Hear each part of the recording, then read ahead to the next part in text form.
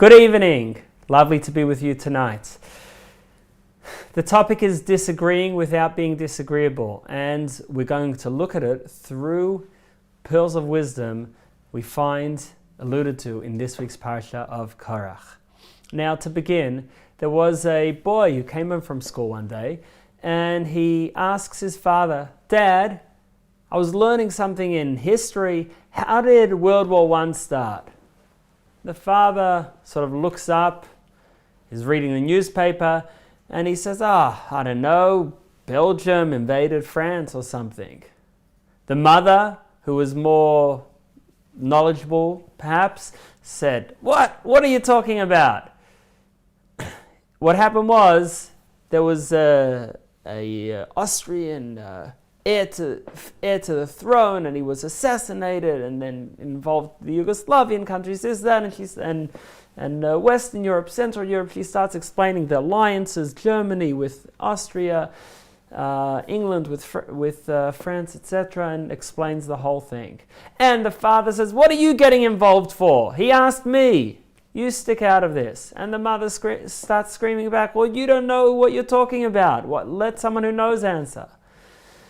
Meanwhile, the son is sort of watching this ping pong between his parents and says, "Daddy, Mommy, don't worry. I know how World War I started." So it's not always easy to disagree without being disagreeable. Let's look, to begin, at the first quote, which is from Pirkei Avot, from Ethics of Our Fathers. And it talks about two types of debates. The first one is a debate which is called a debate l'shem shamayim, machloket l'shem shamayim. And then the second one is called a debate not for the sake of heaven. I'm going to read it inside. Two types of disputes.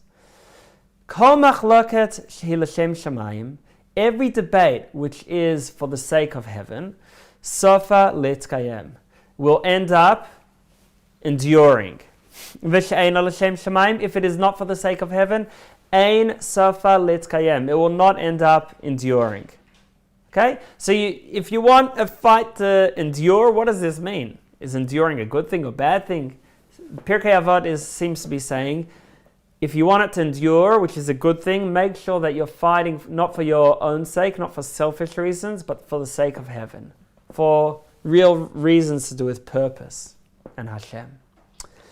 Then it asks, Eiza machloket hi l'shem shamayim, which debates were actually not for personal reasons with personal animosity, but for the sake of heaven? Zu machloket Hillel v'Shammai. This is the debate between Hillel and Shammai. Hillel and Shammai were two leaders of the Jewish people about 2,000 years ago, just over 2,000 years ago, the end of the Second Temple era. They both had very different styles. Hillel was very patient, forgiving, kind. Shammai was very strict. They were both very wise, but they had different styles, different personalities, and different approaches to learning. And at times they would dispute. Not many, but there were a few times actually they themselves only had 3 disputes in points of law. Their students, they each established academies, and the students of Hillel and the students of Shammai had many disputes. So, but either way, their dispute is for the sake of heaven because it was not personal. Then Pirkei Avot continues, V'she'ein l'shem shamayim, if it's not for the sake of heaven, which debate was not for the sake of heaven? Zu machloket Korach v'chol adato. This is the debate of Korach and all his community, all his followers. When they came and tried to rebel against Moshe and Aaron, that was not for the sake of heaven. That was for personal aggrandizement and personal reasons. Okay, so this is opening and starting to give us a little bit of a clue. Now, the question is, of course, as we alluded to when I was reading the Mishnah, and this is text 2, what does it mean that a debate endures, and how is that something positive? So this is from Medrash Shmuel. Medrash Shmuel is a commentary on Pirkei Avot, and it's text 2 here. Both sides endure. And he says as follows. The Meiri asks, he quotes from the Meiri, a middle scholar and rabbi from Italy in the Middle Ages, and who asks, what can it possibly mean that the dispute endures? Only one side of the dispute can emerge victorious. What then can it mean that the dispute endures? Let's say they're both arguing for non-personal reasons. They're really after the truth. Nonetheless, only one of them is right. So what does it mean that the dispute endures? Ultimately, one will be the one we follow, the one that stays on, and the other will be left to the history books. So let's find an insight from a sage and a rabbi in Greece, in Salonika, about 400 years ago. Okay, now we're going to go on to 3. There we are. So this is source 3 now, that he says that both sides are important because arguments bring us to the ultimate truth. Through argument, we reach the ultimate truth. You know, you're sitting somewhere and you share an opinion on a topic, and everyone agrees with you. Everyone says, yeah, for sure, for sure. You feel just the whole echo chamber. So that's lovely, but you're not going to get to the depth of the matter. When are you going to get to the depth?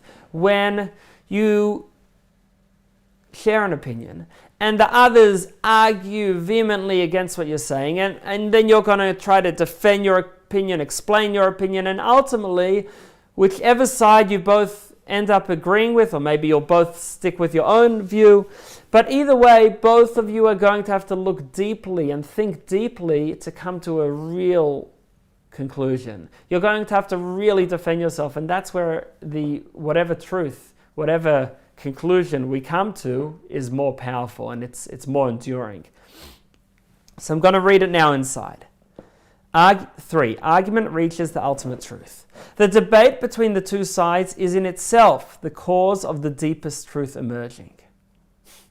Thus, doubts and challenges are the great gateway to reaching the essence. The philosopher Aristotle said, it is the doubts that make people wise. Therefore, a debate for the sake of heaven will endure. For though the conclusion will not accord with both ways, it will be sharpened through the process of both sides of the debate. Right? So what are we saying here? We're saying that, yes, we're going to follow one side perhaps, but that side will be augmented, will be more solid and more real because of the challenges from the other side. And therefore, really, both sides are part of it. Both sides are bringing us to the truth. Okay. Now, based on this, we understand some aspect of why Hillel and Shammai were both enduring. Because without Shammai, Hillel could not have fully expressed and explained his view. Only because of the challenges of Shammai and the Academy of Shammai did Hillel and the Academy of Hillel really have to support themselves intellectually. You know, there's a famous, one of the world's leading marriage psychologists, one of the world's leading experts on marriage and relationships, communication. And his name is Professor John Mordechai Gutman. And it's an American Jewish psychologist. And he has a format which is developed over years and decades where he can invite a couple into his office, and within a few minutes he can predict accurately whether they'll be married in 5 years with a very high success rate. What he tries to do then is invite them to keep coming to him so he can actually change the pattern so that those that he predicts won't be married in 5 years will stay, and those who will be married will have in 5 years will have a better marriage still. And what he does is he doesn't sort of get them into a state where they're feeling all lovey-dovey. Instead, he asks them, what's a point of contention? Or he just brings up a few points that are often contentious points, and then sees how they argue with each other. And from that, he's able to tell more than when they're having fun together, what they're actually like, whether they're able to keep those open lines of communication and be respectful and friendly, even while they're arguing and even while they're disagreeing. So that is something that Hillel and Shammai were able to do because it wasn't about them. It was simply about the truth, and therefore it always stayed respectful. There's a fascinating difference between the words in the Torah verse in the Mishnah about peace. The Torah has a great virtue of bringing us to peace, to shalom, Whereas in the Mishnah, it talks a lot about darkei shalom, the ways of peace. The ways of peace are seemingly something lower than peace itself. The ways of peace are, we're still full. The ways of peace are just acting in a respectful way, even when you're not there, even when you don't feel that way. The Torah spoke about actual peace, to have real peace and love. The Mishnah speaks about behaving that way, being respectful, even when you don't feel that way. And seemingly the Mishnah is just bringing us down to a lower level. We're not feeling close anymore. But you know what? There's something special about that. There's something great about that. Because when you're feeling peaceful and you act peaceful, lovely. Where does the true person come out? When they're not feeling that way and still they remain civil and still they remain respectful. Even if you're not feeling peace and love, you can still behave and speak in a peaceful and a respectful way. And that's the idea of finding the truth of the person in the way they argue. Okay, and that's why Moshe is not mentioned. You note that in the debate, which is not for the sake of heaven, it says Korach and his whole community. Why doesn't it mention Moshe? Because he was not part of that. He always wanted to keep it focused on the issue rather than the person. It was Korach and his people that brought it down to a very personal and brought in animosity into what should have just remained a discussion on a concept. So let's look at we're going to look at both the debates of Korach and then also at the response of Moshe. Seemingly, Korach has a good claim. What does Korach want? Korach says everyone should be equal. Why should you get all the positions? Why is Moshe and Aaron elevated above the rest of the people? That sounds like a good claim. Do we not believe in equality? Besides that, here we are. Let's look at who was with Korach. This is source 4 now, showing on the screen here. Vayikach Korach ben Yitzhar. Korach, the son of Yitzhar, took. Who was his whole ancestry? Ben Kahas, the son of Kahas, Ben Levi, the son of Levi, V'Dasan V'Aviram, as well as Dasan and Aviram, who were co-conspirators with Korach, B'nai Eliav. They were sons of Eliav. V'On ben Pelet, On the son of Pelet, B'nai Reuven, who were all from the tribe of Reuven. So this is who do we have? We have Korach, who had a very distinguished lineage. We have Dasan and Aviram. Dasan and Aviram were known troublemakers who had a personal hatred to Moshe already from many years earlier. Then we have On ben Peles. These are all from the tribe of Reuven. They come and confront Moshe. And who is with them? Let's read the second verse here. Vayakumu lefnei Moshe. They got up in front of Moshe. Vanashim mibnei Yisrael chamishim umasayim. Together with 250 leading figures from the Israelites, from the Jewish people. Nesiei Eda, chieftains of the congregation.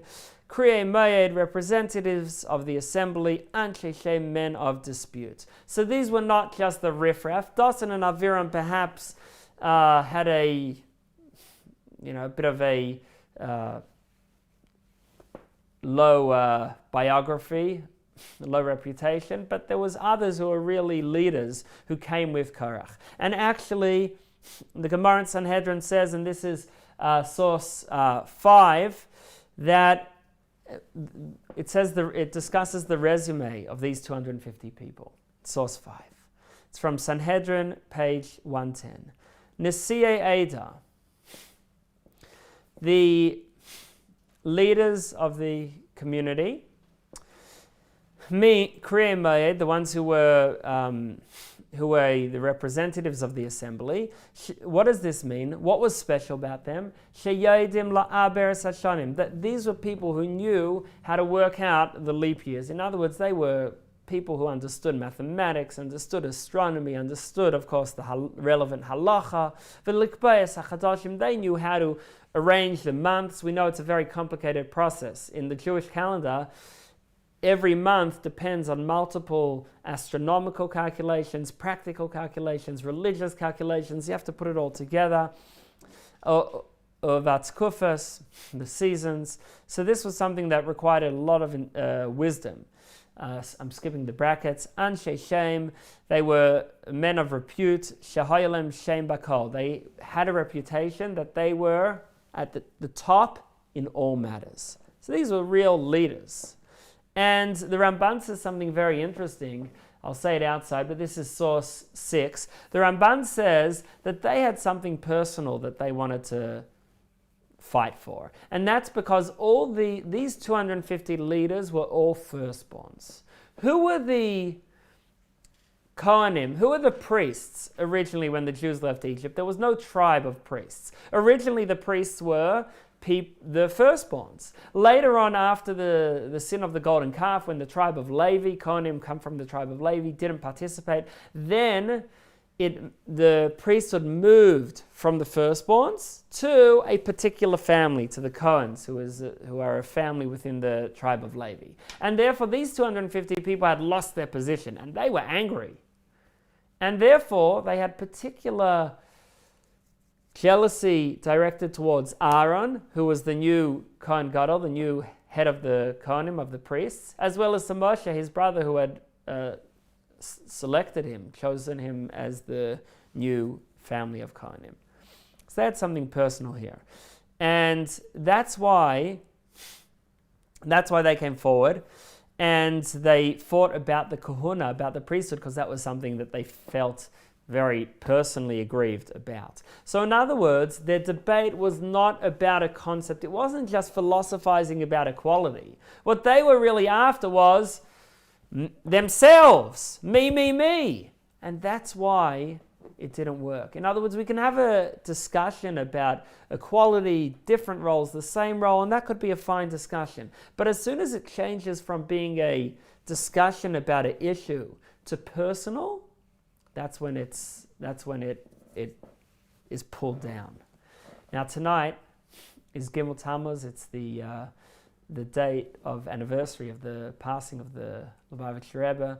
And one thing that we always saw, if you read his writings or listen to his talks, you'll notice, and he had a lot of people who criticized him at different times for multiple issues. He never debated it in a personal way. He always showed respect to the person. He discussed the issues. He'd say, okay, so someone brought up this and this issue that maybe we should change course of action or change our ideas, or whether it's in interpretation of Torah or policy, whatever the issue was. And then he would respond and say, however, it seems that this is actually the correct way because, and he would give his reasons, but it would always be about the issue, not about the person. And that's why even people who had strenuous debates with him on different issues were able to be very friendly, respectful, and loving because it was never personal. Now,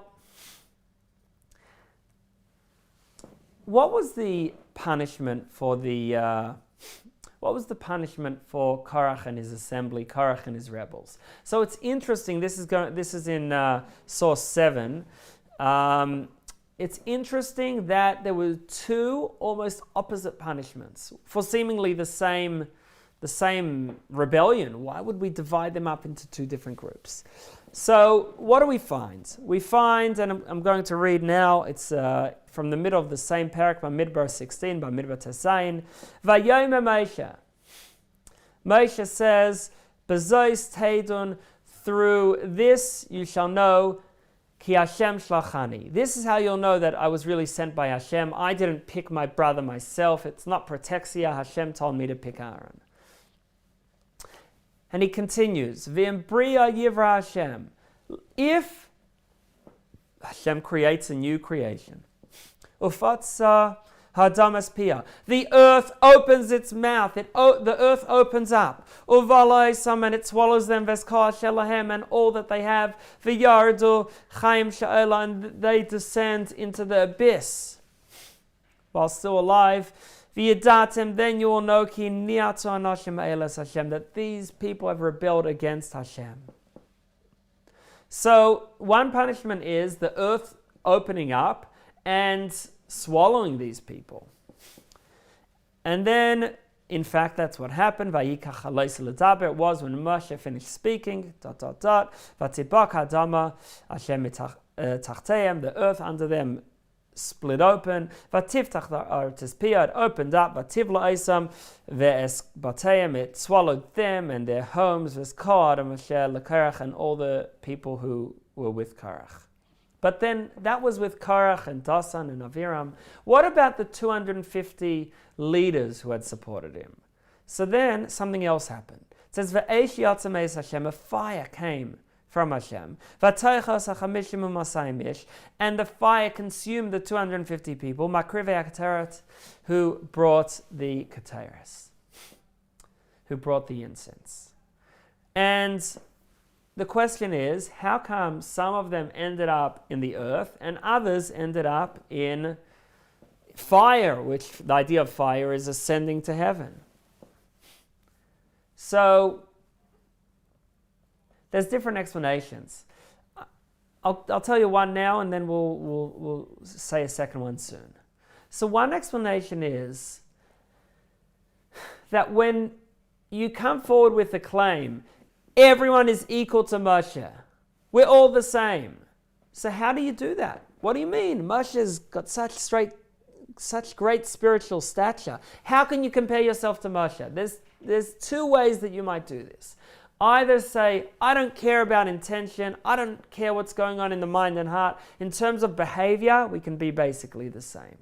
So in other words, you can forget about all the heights, all the inside, the spiritual, and focus only on the physical, material, earthly aspect. And that was one group of people within Korach's rebellion. And you know what happened to them? Dasan and Aviram were earthy, low people. So they, who said, I don't care about the soul and the mind and heart, I care about practical behavior, they ended up in the earth.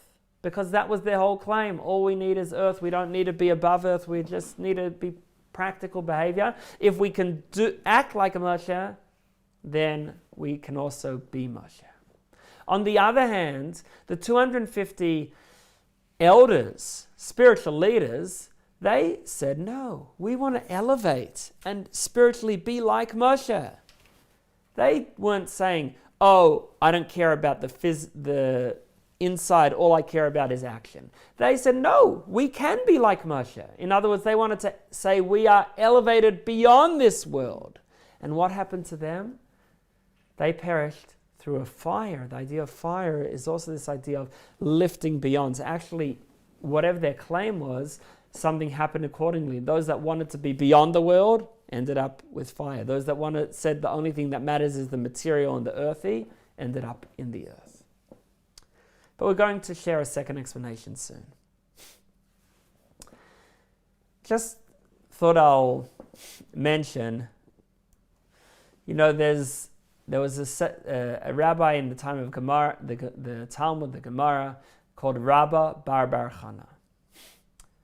And this Rabbi, grandson of Chana, he has a lot of tales, fantastical tales about all his different experiences. And there's all different discussion in the commentaries about how to understand them. Are they actually physical occurrences, or are they messages, spiritual happenings, spiritual truths? But either way, in one of his tales, he talks about finding the place where Korach was swallowed. This is quite amazing. Okay. And he says as follows. This is in Smoking Earth, text 8, Smoking Earth.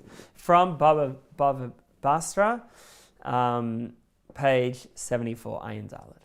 And he says, once, halachti b'midbar, I was going in the desert. Ufagashti seicher Shmerling, I met an Ishmaelite businessman. Sha'amali, he says to me, Bayer ve'er lecha es bloi adas Korach. This is a little bit paraphrased into Hebrew, easier than some of the Aramaic words. And he said, let me show you where the Korach's rebels were swallowed. So halachti imay, I went with him. V'ra'isi shnei bekoim bekarka. I saw 2 cracks in the earth. V'yotzamem ashan, and then there was this smoke coming out. This is thousands of years later, and there's smoke coming out of the earth. And I lokach gizas tzemer. I took some wool. Hirtiva b'mayim, wet it in water, so it's soaking wet. Not zaisa b'reish haroimach. Then put it at the tip of a spear of some sort of long, sharp stick, and and then stuck it into the crack. And when he removed it from the crack, this wool that had been previously soaking wet, he sticks it into this crack in the earth, and it comes out, and it's singed, and it's dry and from the fire. And this businessman who showed me this special spot said to me, what do you hear? Do you hear any sounds coming from the earth? I heard them saying, Moshe v'Torah emes, Moshe and his Torah are true, v'anachnu b'adam, we were fakers. So this is an early mention of fake news. So this is the people of Korach still thousands of years later, and there they are chanting Moshe and his Torah are true, and we are fakers. So it is, besides the question we asked before about why these strange punishments, we gave one answer, but we'll give another answer soon. We could also ask another question, which we'll address again soon. Why make 2 different punishments altogether? Each punishment involves a miracle. Why would you make 2 different miracles, 2 different punishments? If they're all going to perish, let's do it one way. What's the message and what's the meaning behind this? So, the rebellion of Korach comes after 2 other rebellions.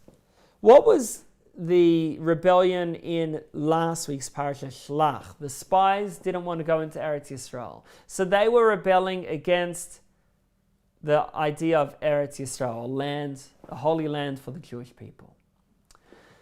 Then we have the Mitonanim who doubt Hashem's power, doubt Hashem's abilities. That's a rebellion against Hashem.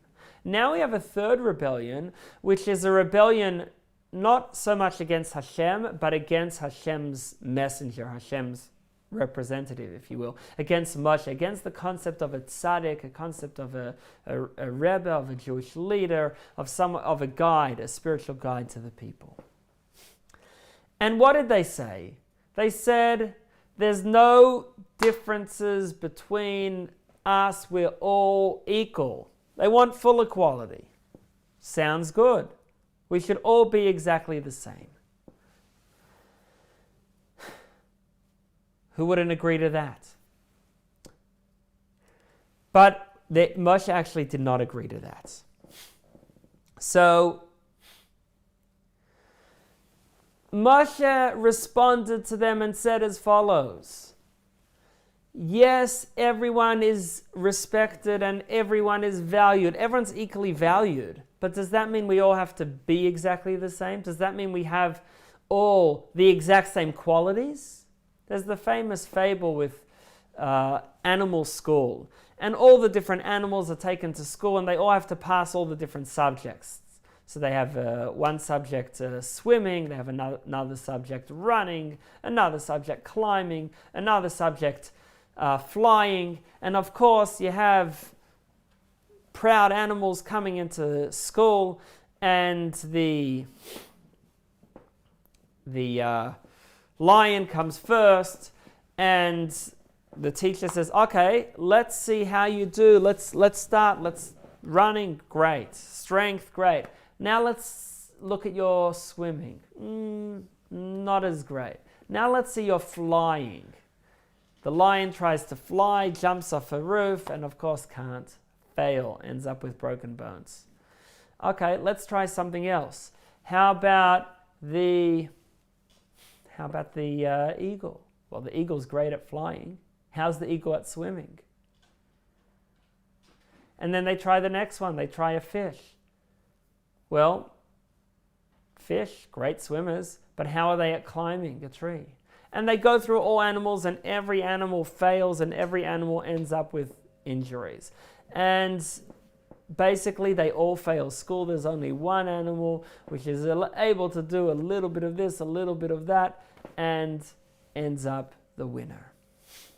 So Moshe says, we treat everyone with respect, but not everyone has the same strengths. And everyone should be empowered to follow their strengths and follow the special contribution that they can make to the entirety of the Jewish people and the entirety of humanity.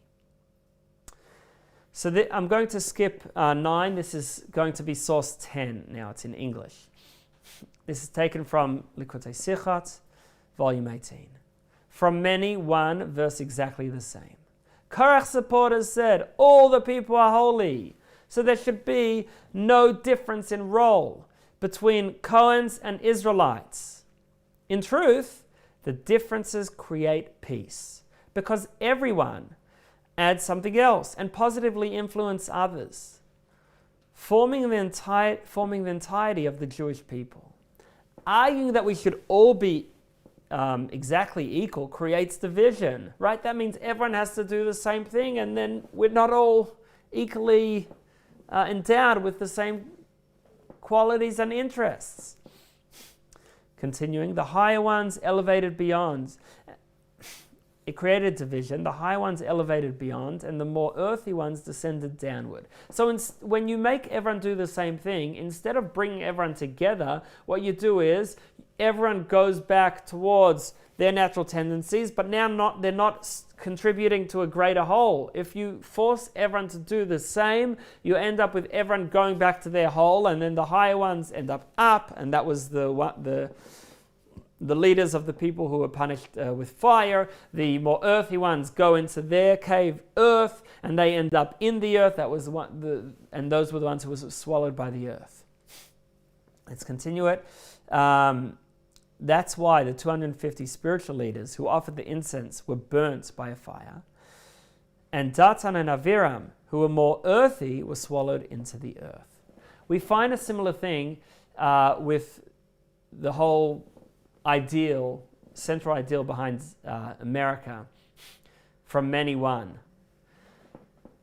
It doesn't say that we all have to be the same. From many, one. So in other words, we all stay with our own strengths, with our own styles, with our own history and culture, but together are all part of a greater good.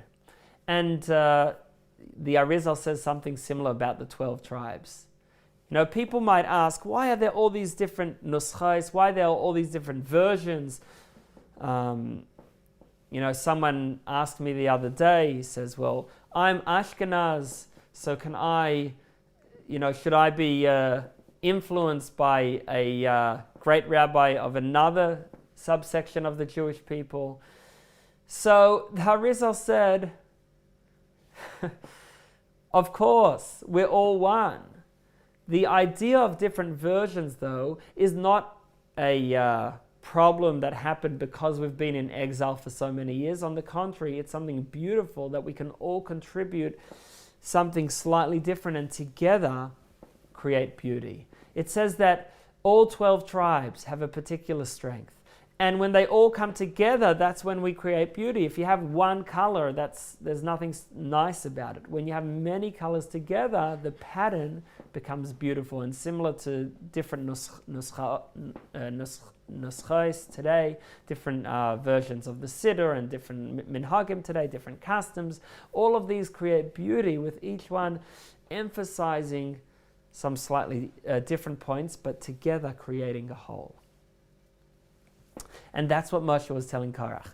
Don't think of equality as everyone being the same. Think of it as everyone contributing what they can, but all being equally respected for it. Now, this is quite a fascinating little point. This is in source 11, text 11. Do you know how we commemorate this story of Korach every week? What do we do each week that relates to the story of Korach? So, it says in Mate Moshe that when we make Havdalah and we pour out wine, or we have overflowing wine, which is the custom in most communities, certainly in Ashkenazi communities, that we pour out some wine at Havdalah. So that is actually relating and commemorating Korach and his rebels. Mata Moshe says,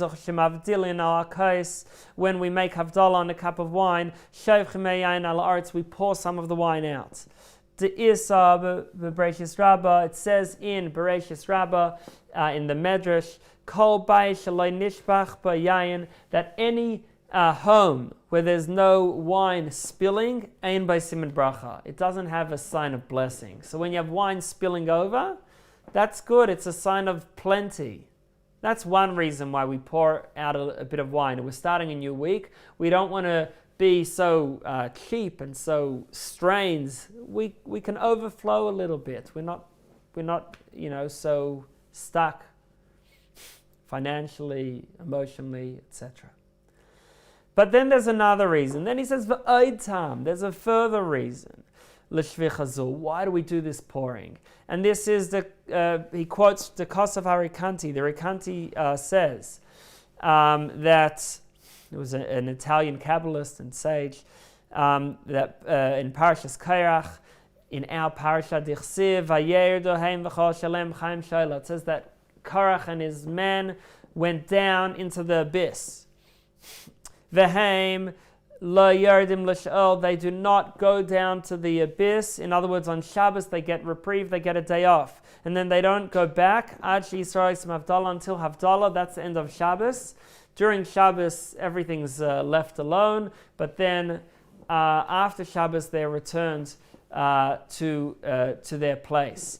The rebels they get a relief for Shabbos, but then afterwards are sent back to where they were throughout the week. And this we commemorate this. They actually go down at the time of Havdalah, and we commemorate this in Havdalah. So it says, Lo Yaridim L'Shol, they don't go back to the abyss, Actually, Yisrael Oisim Havdalah, until the Jewish people make Havdalah. Tichsiv Hibadlu Mitocha Eda Hara. Notice that in our parasha, when Moshe is talking to Korach and his rebels, he says, separate from these people. He uses the word separate, hibadlu, which is the same word as Havdalah. Velocis ladas Korach es chelkam, and the rebels of Korach are given their just share. So we remember them with Havdalah. But what's the connection between Korach and Havdalah? Why is Korach and his colleagues who rebelled against Moshe together, why are they remembered of all the different mitzvot and minhagim, all the different practices we do? Why are they specifically remembered in Havdalah? Yes, simply that's the time, it's after Shabbos, and now they can be sent back down from relaxation time. But there must be a deeper connection. So the explanation is Korach did not accept any separations, any division of tasks, any division of strengths. He just said everyone is the same. And therefore we commemorate Korach at Havdalah to say no. At Havdalah we say there's Shabbos and there's weekdays. They're both good and they're both important. Hashem put us in this world for both to work and to refine and elevate the world, bring out the godliness and the goodness within the world, as well as also to have times where we ascend beyond the world. So we both have to bring light into the world and lift ourselves and the world beyond its regular state. During the week, we bring that light into the world. On Shabbos, we lift ourselves and the world to a state of beyond. So they're both important and they're both special, but they're different. And so therefore, Korach had to understand that differences are not a bad thing. They actually give each individual and each part of the world its own special meaning.